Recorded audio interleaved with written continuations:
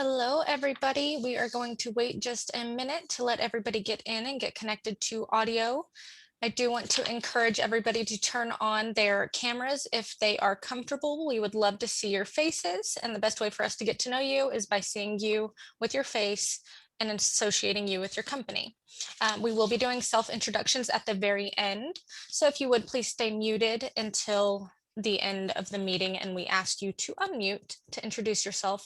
We will also be doing a Q&A at the end, so if you would put your questions in the chat, that way you don't forget them, and we will get to everything at the end. We'll also welcome you to turn on your microphones and ask questions as well. So just to make sure everybody knows that they are in the right place, this is the Health and Human Services Committee. And today we have Bernie Godek, currently serves as the Chief Executive Officer of Habitat for Humanity of Palm Beach County, where he has served in that position since 2007.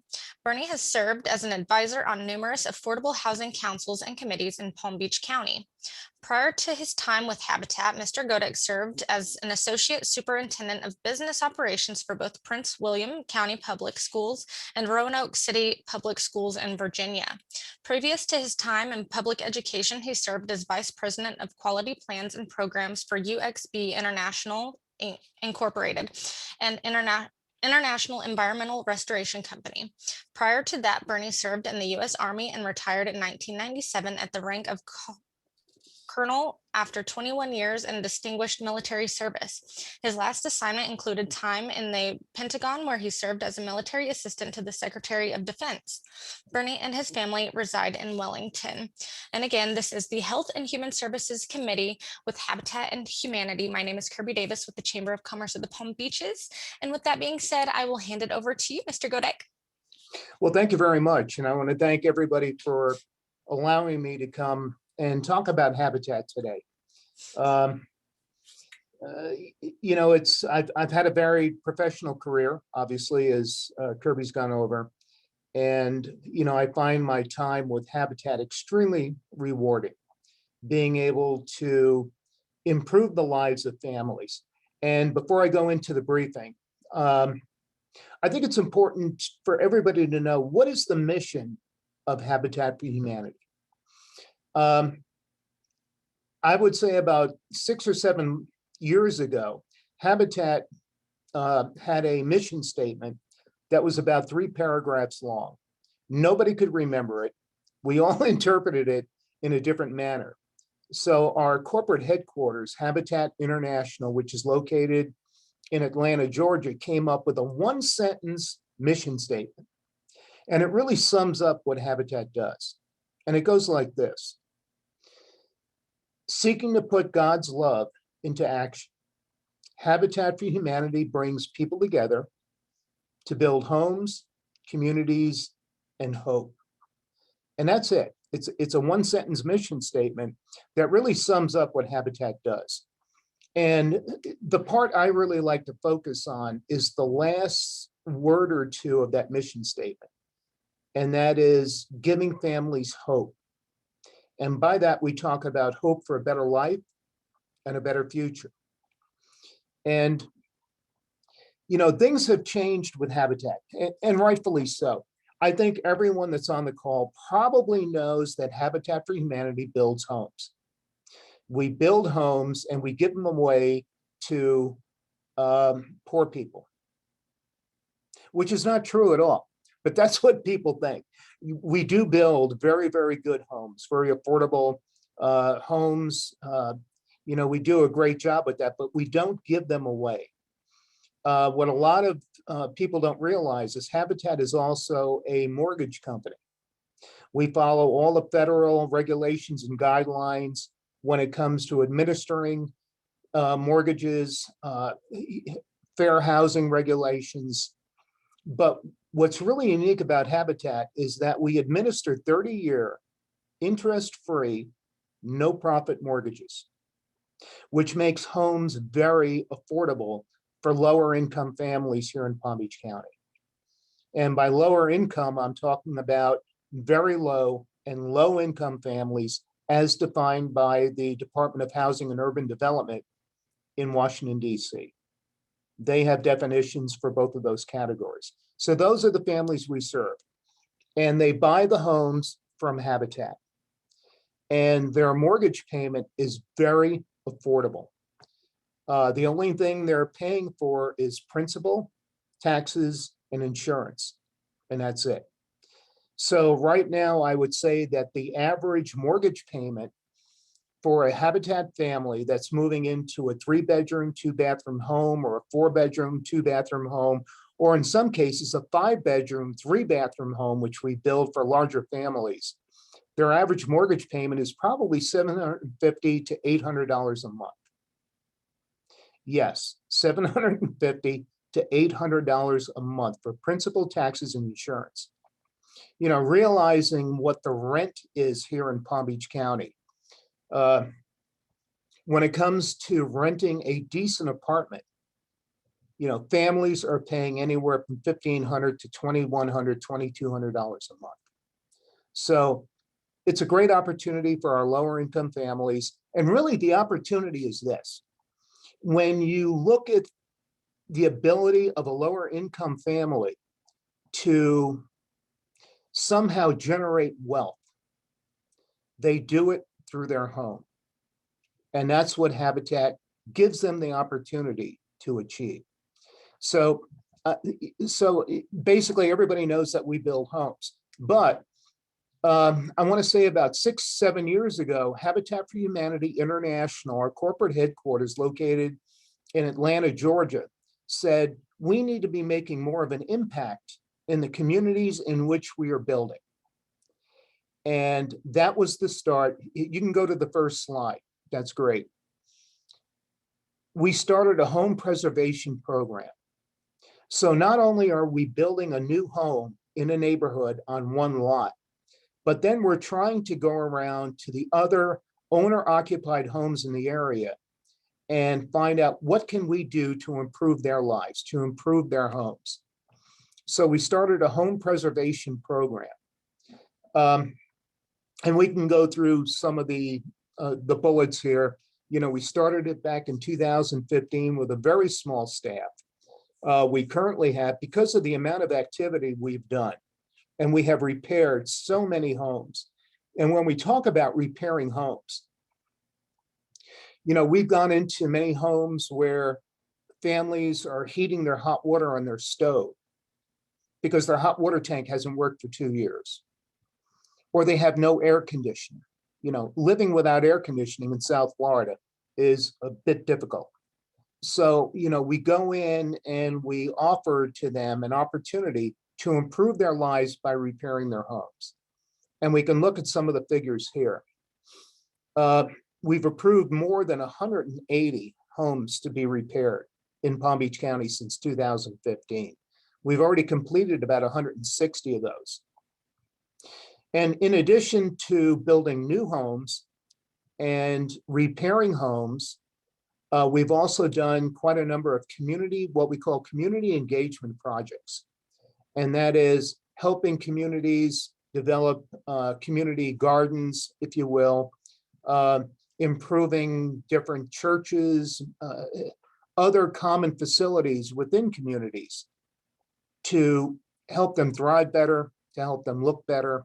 So we've done quite a number of community engagement projects. Next slide, please.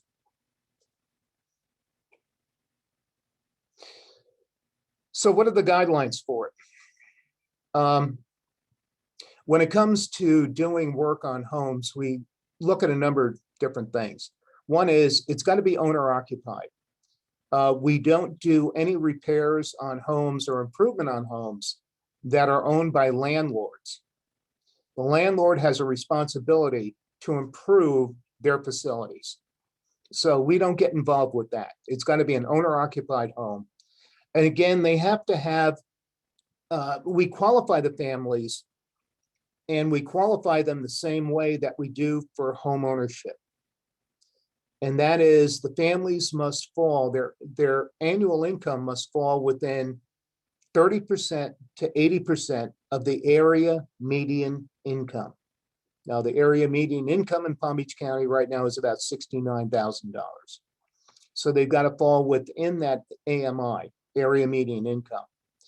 We look at their debt to income ratio, and that's got to be, their debt can't be any more than 43% of their annual income. They've got to be willing to pay back. And that's one of the key things about Habitat. Nothing that we provide to families is free. They've got to be willing to have what we call some skin in the game. So if we repair a home, they've got to be willing to repay anywhere from 10% to 60% of the repair cost of the home. And we do an income evaluation. It's been a program that's been very successful. I don't think we've ever had one family so far that has failed to pay back some percentage of the repair cost of the home. And then they've got to be willing to provide at least 5 hours of sweat equity. When we qualify a family for home ownership, they have to put in 400 hours of volunteer time, or sweat equity, as we call it. When it comes to the repair projects, we ask them to provide at least 5 hours of some sort of sweat equity. And as we go into the briefing a little bit more, many of our participants in the home repair program are senior citizens. So you ask, what can a senior citizen who's 75, 80, 85 years old do when it comes to paying back their 5 hours of sweat equity? Well, there's a number of things they can do. One is, if they're volunteering in their local church, we give them credit for that. We actually had one case lately where it was a very elderly woman that we did quite a number of really critical home repairs on. And what we asked her to do was to provide water bottles and Gatorade to the volunteers that came out to work on her home. And we provided the water for her, we provided the Gatorade for her. The only thing she had to do was ask people if they wanted some. And she did that the entire day that the volunteers were there. So, we want them to do something. And of course, there's got to be a need for the home repair.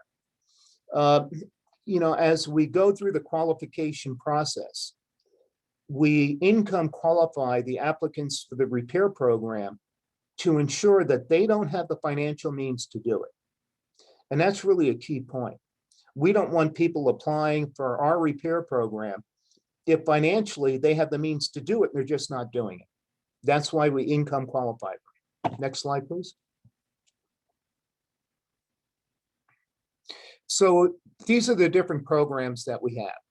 We have what we call a brush with kindness, which is really cosmetic exterior improvements on a home. Power washing, repainting, replacing landscaping, things of that nature. So their home, really looks much, much better than when they applied for the program. We want them to have a good looking home in that community. Then we have the critical home repair program, which I've given some examples about. Now, a critical home repair is where you've got a roof that's leaking, you have a hot water tank that doesn't work, you have electrical problems, plumbing problems within a home that really causes a hazard to the homeowner. So those are our critical home repairs. And the other one, which I really want to focus in, especially for all of you this morning, is our Housing Plus and Aging in Place modification for seniors. I think I want to toot our horn just a little bit, in that we have really a nationally recognized Aging in Place program. And these are for senior citizens that need repairs on their homes so they can stay in their homes. They fear of being homeless. They don't want to go to a senior living facility. These are families that have lived in their homes for 20, 30, 40 years, and they want to stay in their home. So we have created, again, a nationally recognized Housing Plus and Aging in Place repair program. And we were very fortunate in that AARP asked our corporate headquarters to identify 3 outstanding Habitat affiliates nationwide, where AARP would allow Habitat to pilot its repair program, its educational program. And I'll get into that a little bit more. So we were selected to be one of 3 Habitat affiliates nationwide, and there's about 2,500 of us. The 3 that were selected, there's one in California, one in Maryland, and of course here in Palm Beach County, our affiliate. And what we're doing is we are piloting a repair program for seniors that was developed by AARP. And we give classes to seniors on how to maintain their homes, things that they are able to do or should be able to do without calling in a contractor or a plumber or an electrician to do those kind of repairs. And it's been a very, very successful program. We've given classes to hundreds right now of senior citizens here in Palm Beach County on how they can maintain their home. Everything from changing the flapper in a toilet tank. You don't need to call a plumber for that. You know, people can do that. They can do some simple caulking around doors and windows. You know, there are things that seniors can do that they may not realize. They would call somebody else to do that repair for them. So we have piloted AARP's program. We've given them feedback on things that need to be changed, things that need to be included into the program, things that are very, very well received by seniors in the community. So we feel very honored that we were selected to do that. And again, we do different community engagement projects, community gardens, improving daycare facilities within some of these communities, improving different churches and other synagogues and things like that. And I've already talked about the home maintenance workshops for senior citizens. That's been a very, very successful program. And AARP has been very pleased with the feedback that we've given them based on our experience in piloting their program. Next slide, please. And I'm not going to take you through all the numbers. I think what I want you to do is focus on the line just above totals. And that's in the current fiscal year of 2020 to 2021. Now, if you look at the number of projects, there are 33 total approved projects. And when you look at the number of critical home repair, which is the blue column, and if you look at the yellow column, which is the housing plus aging in place projects, 14 of the 16 critical home repair projects are for senior citizens. We're finding that the majority of the applicants for our program are seniors. And there's such a significant need to help seniors within Palm Beach County, within our service area. So again, that's, you know, those are the kind of figures that we want to track. And one thing I failed to explain is the word housing plus. When it comes to housing plus and servicing our seniors, we actually take a more holistic approach. Habitat for Humanity can go in. We've got a very trained construction staff, and they'll go in and identify those ADA required changes that need to be made in a home. You know, grab bars, handicap ramps, things like that. However, are we really servicing the seniors? So the housing plus portion of it is we actually have a nurse, a registered nurse, or a nurse in training through Palm Beach Atlantic University, which we partnered with. And they will go in along with us and see if the seniors can, one, are they getting their medications? Can they cook? Can they buy food? Can they cook food within their home? Are they self-sufficient? Now, these are areas that Habitat really is not qualified to make an evaluation of. So that's why we bring in nurses or social services people to look at those aspects of living for seniors that we don't have the ability to really make an evaluation of. So it's a more holistic approach of serving the seniors in our community.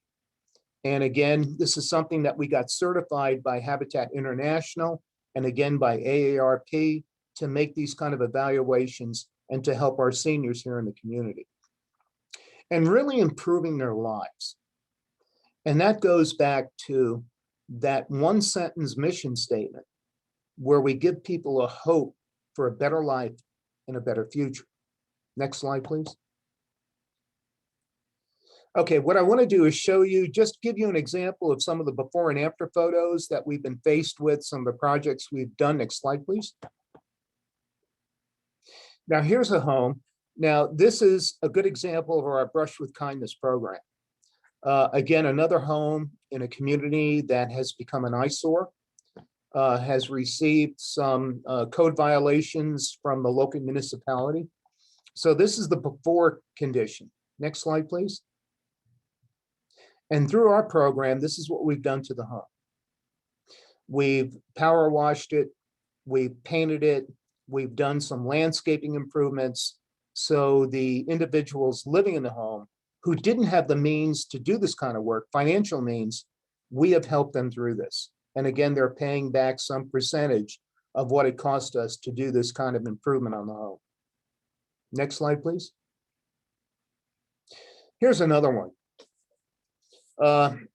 You know, you wouldn't believe the number of homes, especially homes of seniors, where they have roof leaks, roofs that needed to be replaced years ago. And in a case like this, the roof has actually collapsed.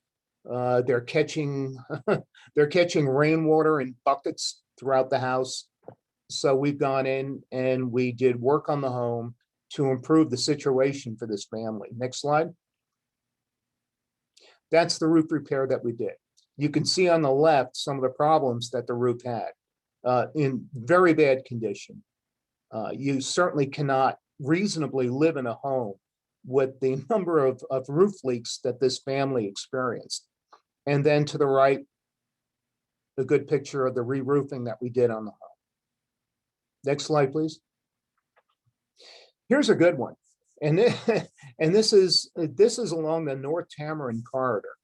I believe it was in the historic Northwest District of the city of West Palm Beach. The family that lives in here, husband and wife, both senior citizens, the wife actually built on her own a ramp. And you can see what happened to that ramp on the left-hand side. Well, they applied to our repair program, to our aging in place program. And the picture on the right is the ramp that we rebuilt for them. Next slide. And this is the family. The individual with the walker obviously is handicapped. There were certain ADA accommodations that needed to be made for him. The big one was accessibility in and out of his home. And you see them standing on the ramp that we rebuilt for them. His wife is to his left, our right of him. There's a couple other individuals. The woman on the left-hand side of the man with the walker, that she is Nadine Dennis. She is actually the chief or the director of our neighborhood revitalization program. Nadine volunteered with us when she moved down to Florida. And after she volunteered with us, I asked her for her resume. And we found out that she had so much experience in Washington, D.C., in Harlem and New York City, in Chicago when it came to community development. And we hired her on. She really has spearheaded this program for us. And to the very far right, the woman with the white shirt, she is Gina Baker, and she works for the City of West Palm Beach Community Redevelopment Agency. And in partnership with them, we were able to do this work. We combined our efforts, our financing together, and we were able to make not only the handicap ramp, but other improvements on the home for this family. So again, a lot of what we do, we try to do in partnership with other organizations. Next slide.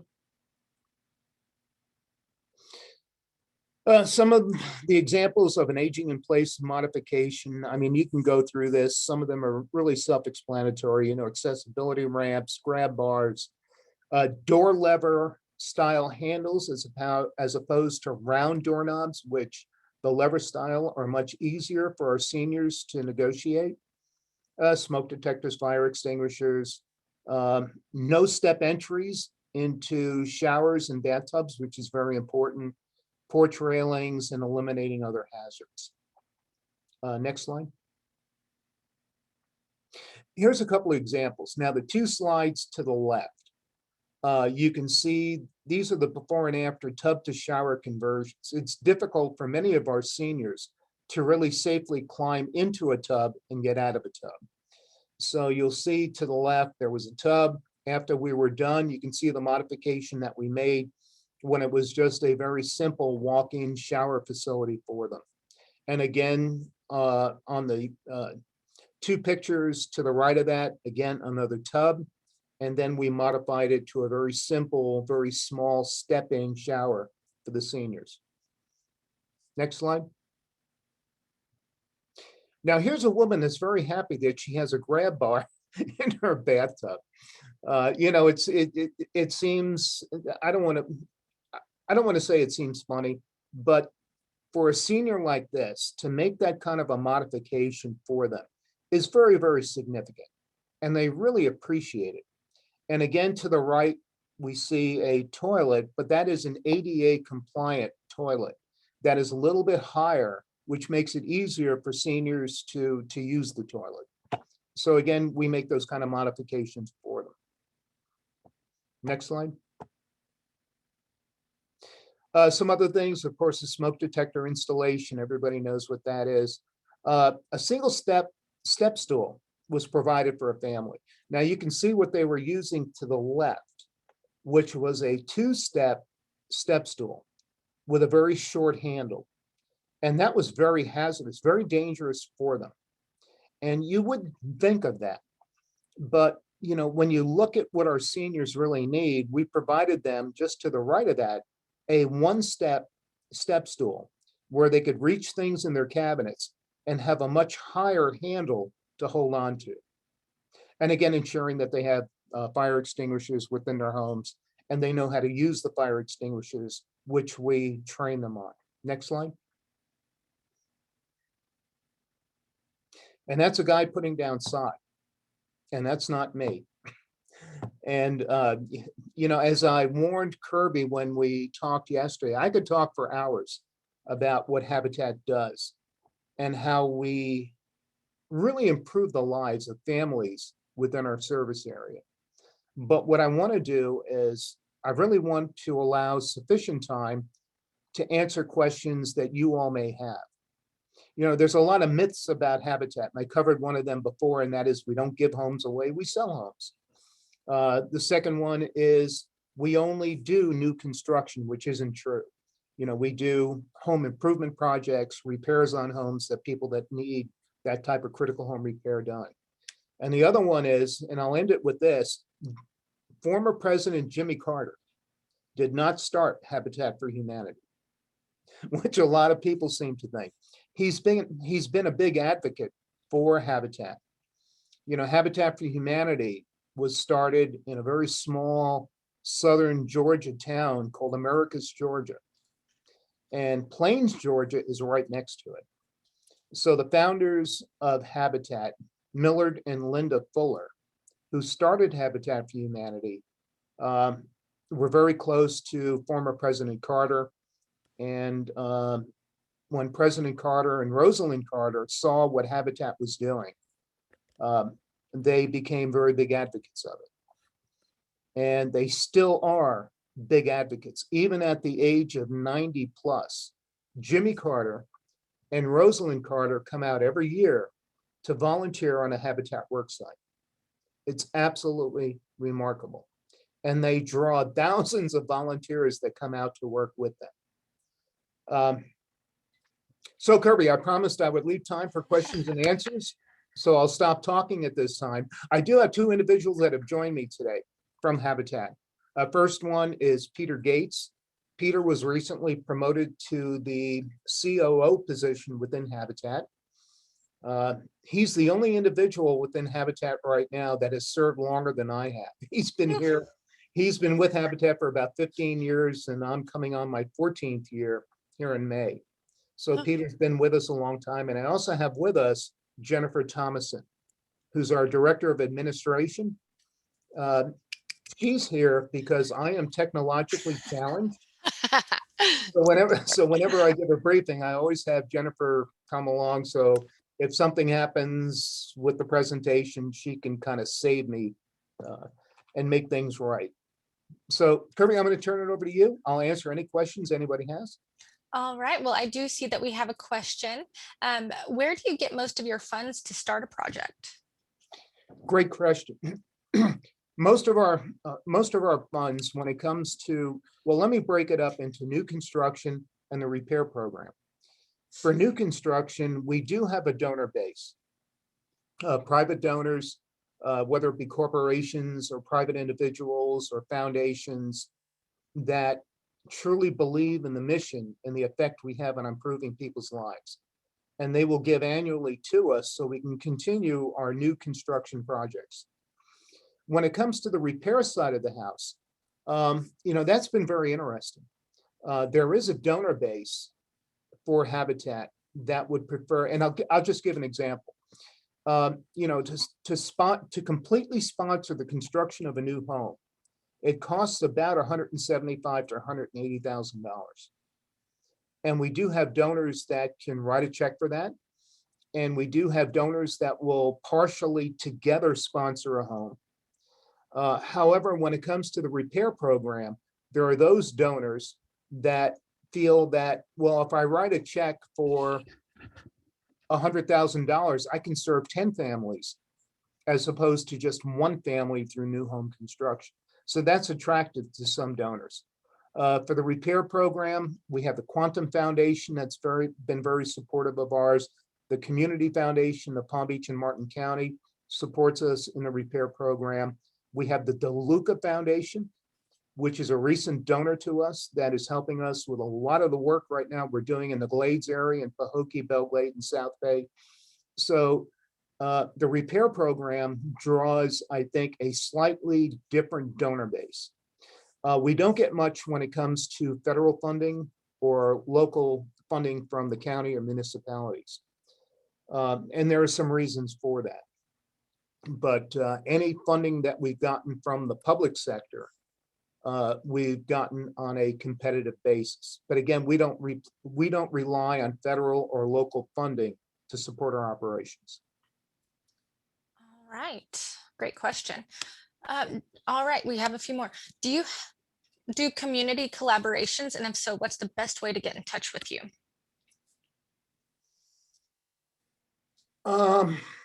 Yes, the best way to get in touch with Habitat, one is to go to our website at habitatpbc.org.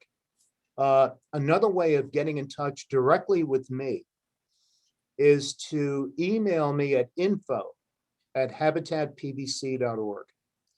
Those emails that you email to info@habitatpbc.org go directly to me. And then if I can answer their questions, I'll do that. If it's more appropriate for someone on the Habitat team to answer those questions, I'll refer to them and they will get back to you. We rely a lot on collaboration. We've done a lot of good work in certain areas of Palm Beach County, areas that we focused in. And we've made some significant changes in those communities. But again, we haven't done it alone. We've partnered with other nonprofit organizations, with Neighborhood Renaissance, with the Urban League. Those are organizations that will build affordable rental properties, decent rental properties for people. We don't do any rental at all. Habitat for Humanity is strictly home ownership. So again, when it comes to improving a community, we like to do it in collaboration with other organizations. I had a very interesting meeting with the Quantum Foundation prior to the COVID pandemic hitting. And their focus was developing healthy communities. And how do we define a healthy community? Well, it involves a lot of different things. It involves homeownership opportunities. It involves decent rental opportunities. It involves economic development within those areas. It includes educational after-school programs. It involves so much more when it comes to development of what we call a healthy community. And we're part of that. So again, we can boast about all the improvements that have been made in some of these communities, but to be very honest and open about it, we haven't done it alone. And we shouldn't do it alone, because those communities need more than just habitat. They need other organizations to step in and really make them what we call a healthy community. Right. Can you tell us a little bit about volunteer opportunities and how we can help as individuals and companies other than financially? Absolutely. You know, uh, I've always said that volunteers are the backbone of Habitat. We do a lot of what we do. We depend upon volunteers. Habitat was started, 35, 40 years ago by a group of volunteers. So we use volunteers quite a bit. We use them in our administrative offices. We use them in our stores. We do run 3 retail operations called restores. So we use volunteers there. We use them on our construction site. I do have to say, though, that since COVID hit us so hard, we actually had to suspend the use of volunteers. And that's due to the safety of our staff, due to the safety of the volunteers. So we're slowly right now integrating volunteers back into our different operations. As a Habitat staff, we are still working remotely. We very infrequently do we come into our offices. And so we've been working remotely. So there's no need for administrative volunteers at this point in time. We are integrating volunteers back into our store operations. We are slowly starting to integrate volunteers back into our construction activities. And what's really interesting is people say, well, I don't know how to build a home. Well, you don't need to know how to build a home.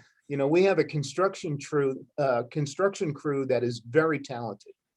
And as somebody or a group shows up to volunteer on to construct a home, we will teach them the task that needs to be done, which really is a lot of fun.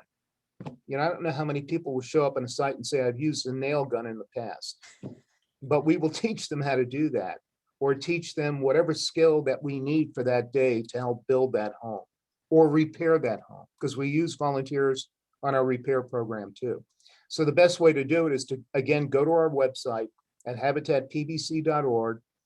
You can click on volunteer opportunities, and people from our volunteer department, we have 2, they will reach out to you, whether you want to come out as an individual or if you want to come out as a company and volunteer. Right now, we're limiting, for safety purposes and because of the need to social distance and things of that nature, we're not accepting any groups right now larger than 15.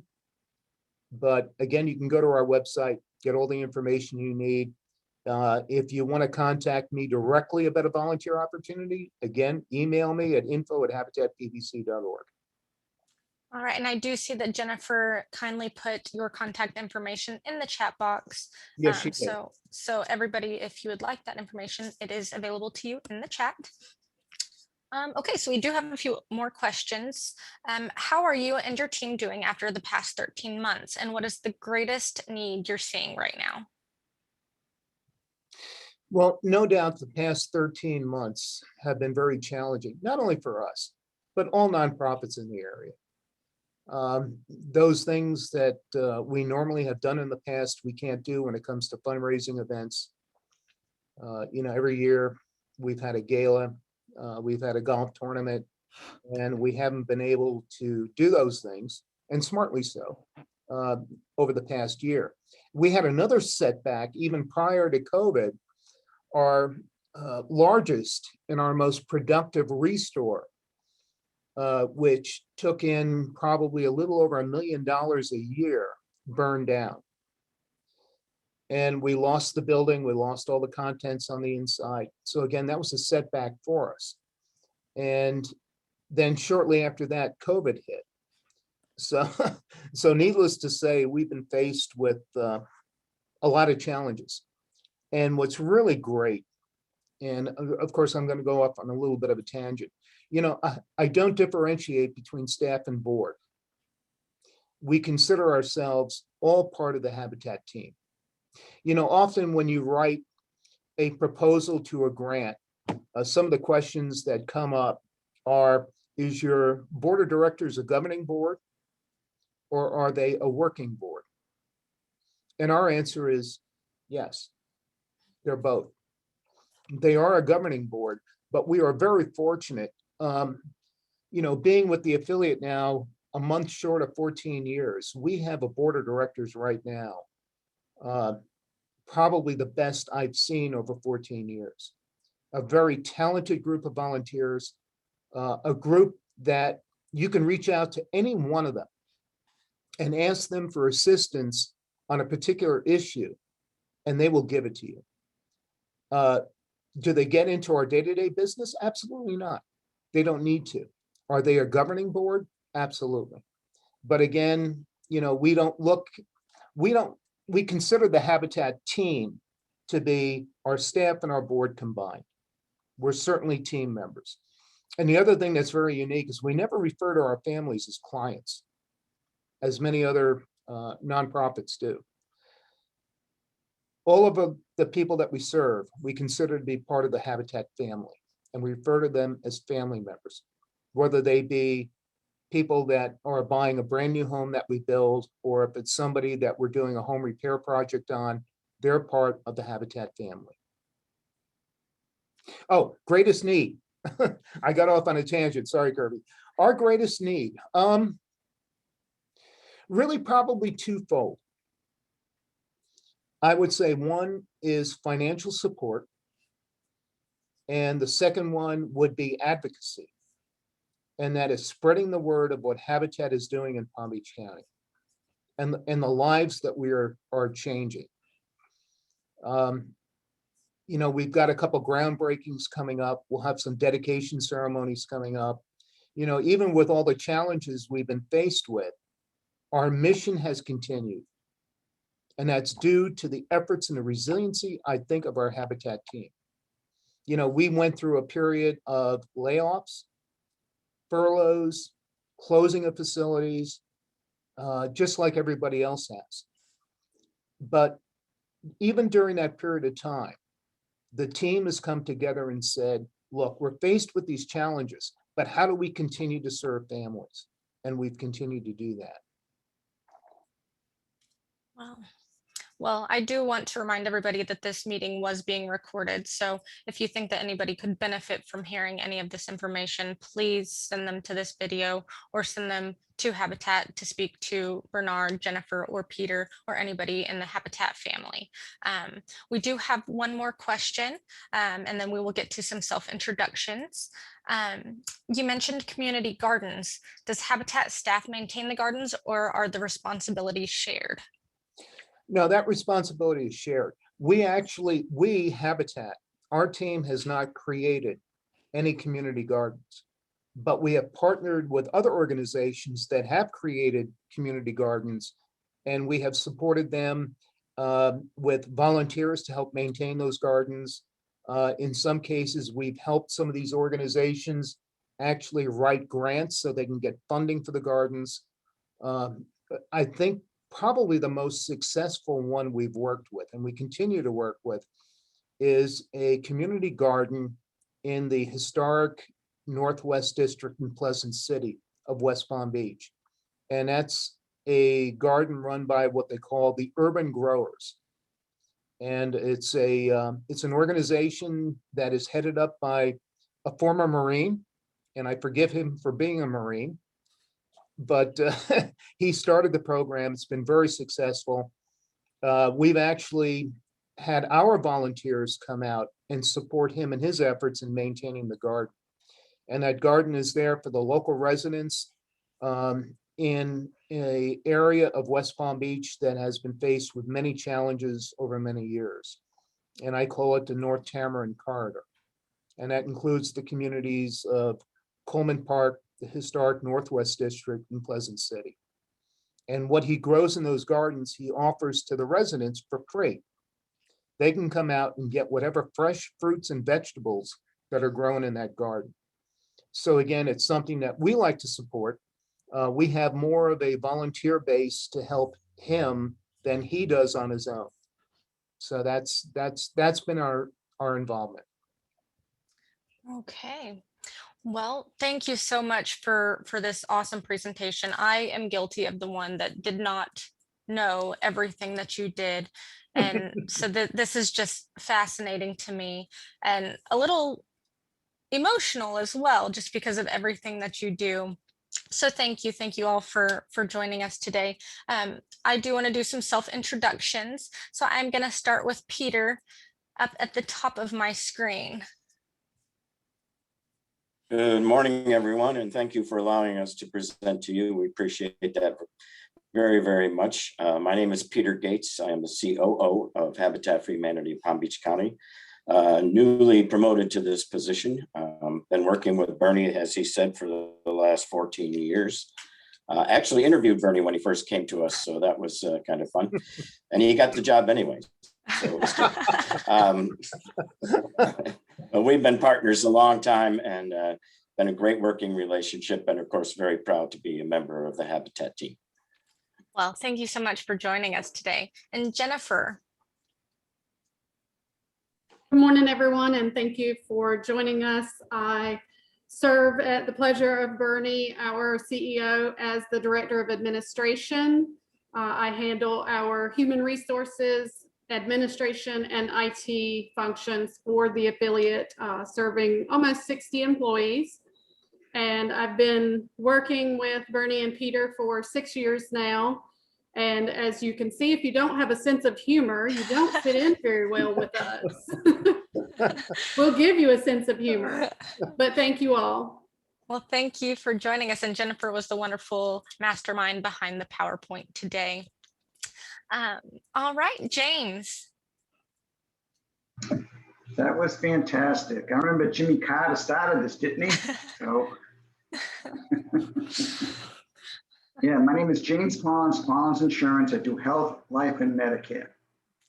All right. Well, thank you so much for joining. Casey.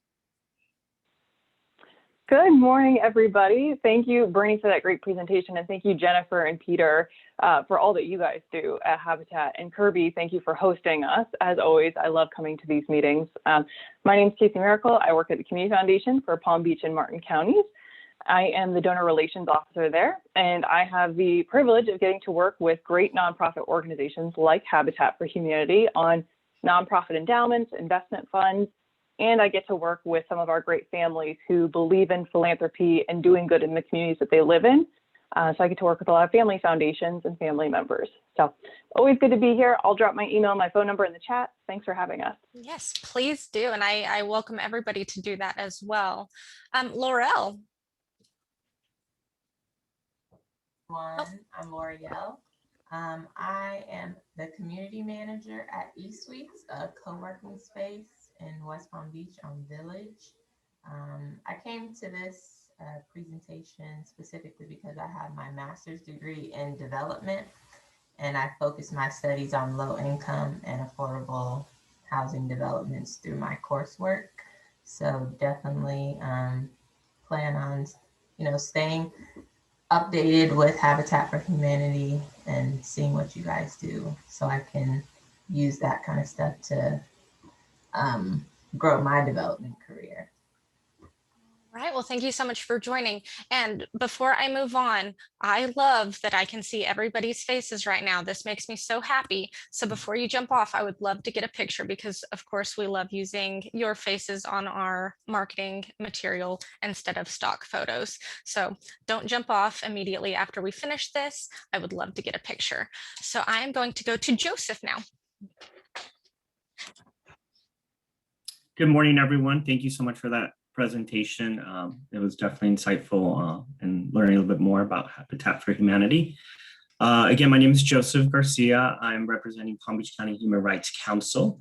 For those who are not familiar, Palm Beach County Human Rights Council is the Florida's oldest independent, nonpartisan political organization dedicated to ending discrimination based on sexual orientation, gender identity, and gender expression. So with that said, I also want to mention that I'm on the chair of the Charitable Foundation, and we do have a scholarship that we do give out every year. We have a deadline on April 23rd. I'll put the link online for any high school students who have done advocacy work for the LGBTQ community. They can be an ally as well. So definitely everyone's inclusive. And just wanted to thank you all again for all you do. Well, thank you so much for joining. Felicia.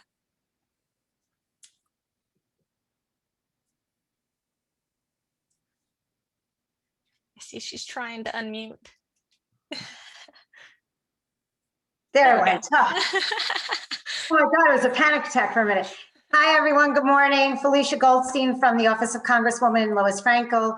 Thank you, Habitat. Thank you, Bertie. It was a great presentation. It is a favorite, one of the favorites of the Congresswoman and our office, and we appreciate all the good work you do and everyone here on this Zoom today. Thanks. Well, thank you. Thanks for joining. And I've got to give a special thank you out. She has been a great supporter of affordable housing in general in Palm Beach County, especially West Palm Beach, and a great supporter of Habitat. So please extend our best wishes to the Congresswoman. I will, and I'll let you know that we will be doing actually a roundtable soon, and you will be invited on affordable housing and how we can start seriously seeing that happen in our county. Great, thank you. Thanks. Fantastic. Awesome. Amy. Hey, my name is Amy Krigsman. I am a graduate student actually through University of Central Florida, dual master's in nonprofit management and public administration. By day, I'm a safety analyst at CEMEX. And I also volunteer with Healthier Jupiter. We're looking at food systems at the moment and social determinants of health. So that was my particular interest in this today. Wow, fantastic. Thank you all so much for joining us today. Again, real quick, I want to take a picture since everybody's camera is on. So smile big. On the count of 3, I will take the picture. All right, fix your hair, get everything ready. All right, ready? 1, 2, 3. Perfect. Thank you all so much for joining us. I cannot thank you enough. Bernie, Peter, Jennifer, this was fantastic, and thank you all for joining. Our next meeting is on May 11th from 9 to 10 a.m. Please, when you get these invites, check the location. We are trying to get back to in-person, so check location. It might be Zoom, it might be in person. Let us know, and we would love to see you all there. Go have a fabulous rest of your day and week and wonderful weekends. Bye, everybody. Thanks, everybody. Bye. Thank you very much. Great presentation, guys. Thank you so much. Thank you. Thank you.